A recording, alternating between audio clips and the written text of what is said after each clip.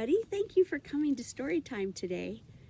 Today I'm in my backyard and I'm going to read stories about flowers because I have some daffodils and some hyacinth and some tulips coming up in my yard. And I'm going to start with a book called The Hidden Rainbow because at the library we have a rainbow garden. So we have flowers that will come up this summer that are all the different colors of the rainbow. So this is a book by Christy Matheson. And I'd like to thank Green Willow Press for letting me read this. And it's called The Hidden Rainbow. And it's about flowers, but look what else it's about. Guys, can you see what this is about? You see these guys?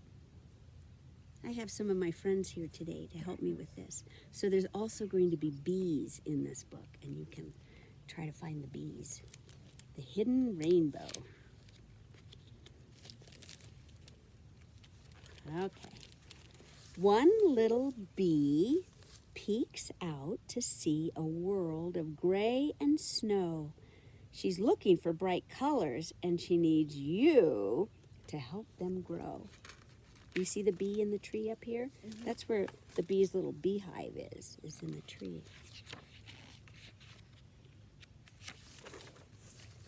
First, please brush the snow off the budding camellia trees. So can you wipe the snow away with your hands? Yep. So that's what we had just a few days ago, right? Snow on all of our plants. Look, the flowers are red and their nectar feeds 2 bees. Tickle the very tops of the growing tulip leaves. Can you pretend to tickle? And very soon the bees will find, what's the next color? What's that color, guys? Orange. Orange, yeah. And can you see 3 bees? Let's count them. 1, 2, 3. Next, point to the crocus shoots. So those are the little ones down here. They're not flowers yet. They're just beginning to sprout. And that's what flowers look like at first, right? They're just little things popping up. Yeah. Mm-hmm. What?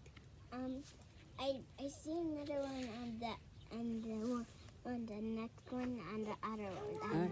All right, let's see. There's more bees coming. 4 bees are eating pollen now that yellow has come out. Now it's time to search for a special 4-leaf clover. Up here's the clover. What luck, a whole field of green with 5 bees zooming around. Please wave the bees back to their hive because clouds are gathering for a shower. Go away, bees. Go home. The bees don't like the rain, but it's important for the flowers. So they're going to be in here. Oh, look at this. Sometimes when we have sun shining and rain, we get to see a rainbow. Blow the forget-me-not buds dry as the rain clears from the sky. Can you blow them away? Good job. The sun is shining. Blue is blooming now. And 6 bees are buzzing by. Let's count these. 1, 2, 3, 4, 5, 6 bees. Do you see those? Next, trace a line straight down the orderly hyacinth row. 7 bees are foraging in blooms of indigo. You're practically done. Blow a kiss to the lovely lilac trees. Mwah. The violet blossoms are brimming with nectar for 8 bees. At last, get ready to find 9 bees on the rainbow you grew. Look at all these. Red, orange, yellow, blue, green, indigo, and violet. But the story's not over. These bees have work to do. Can you see 10 humming bees getting busy in the trees? So look at, here's an apple tree, peach, pear, blueberry bushes, blackberry bushes, apple tree, plum tree. The bees are spreading so much pollen, you just might have to chew. And why are the bees spreading pollen? So something you eat can grow. And thanks to the bees, you'll soon have your own delicious rainbow. Look at all these. So the bees pollinate the flowers and the trees. So if you see bees around here in your yard, say, thank you, bees. Thank you very much for coming to my yard. But we don't have any flowers. But you still might see some bees, right? Oh, yeah. Would you like to hear another? Oh, Okay. I'm purple. So these flowers in my yard here grew from bulbs, but most flowers will grow from seeds. And you could get seeds in these little packets, sometimes at the store. And then sometimes the seeds just come from the flowers themselves and they'll drop and you'll get new flowers the next year from the seeds. So I haven't planted these yet, but you can see they're red poppies, kind of like my red tulips back here. All about flowers. What do we know about flowers? I bet we know a lot about flowers already. What do we know? My great grandma, she passed away. So these, But my other grandma, she's here visiting in your yard. Yeah. Plants are living things and they have many parts. So we have roots and we have leaves and we have stems and we have a flower. So let's look at this. Plants need water to grow. So that's why either the rain will fall or if it's dry, we'll come out and water our plants, and they need sunlight. So all of these flowers get some sun every day. Many plants grow flowers, and some plants will just have one flower, and some plants will have lots and lots of flowers.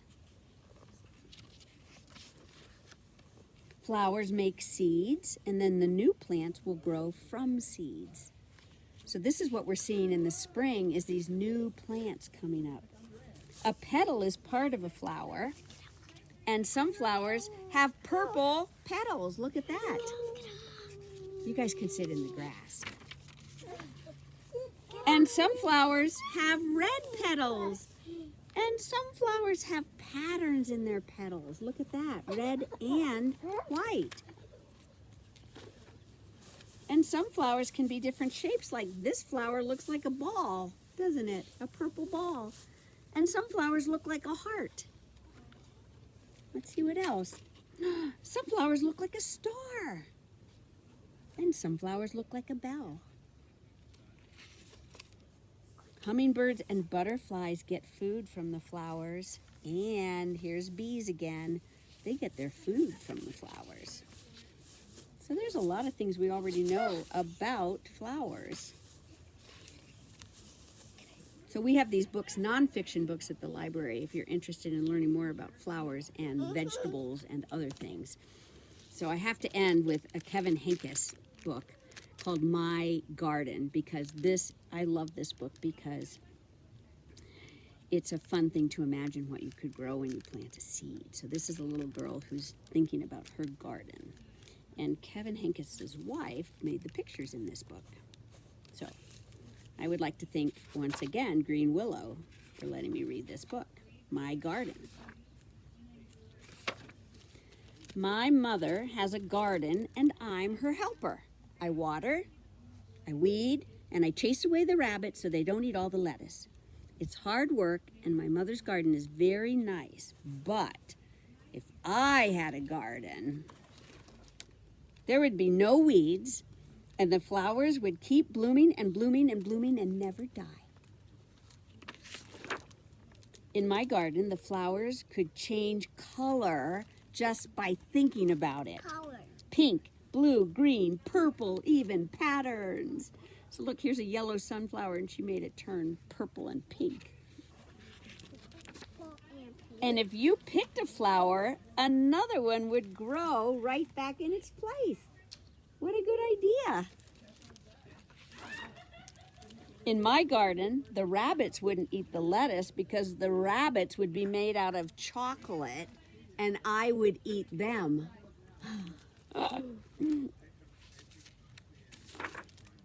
If I planted seashells, I would grow seashells. That's a funny thing. If I planted jelly beans, I would grow a great big jelly bean bush.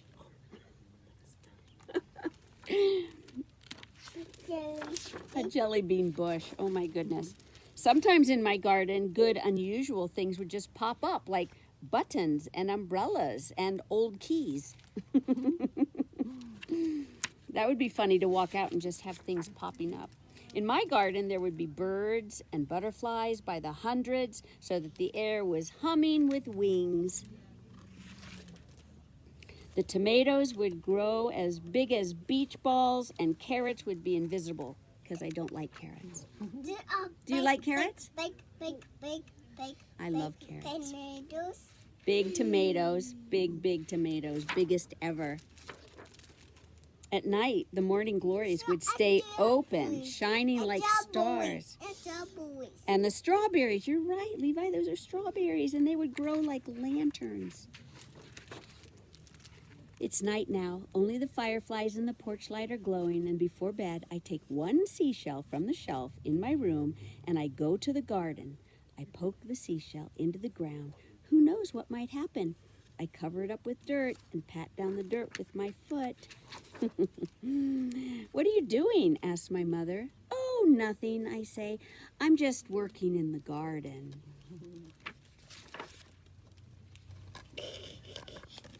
That's a seashell, and it's growing roots like it would grow into a seashell flower. My garden. So when you're, next time you're at the library, come look at our garden. There's some things already popping up there, and it will be fun to see what might grow there. So thanks for coming to Storytime, and we'll see you next time. Bye-bye.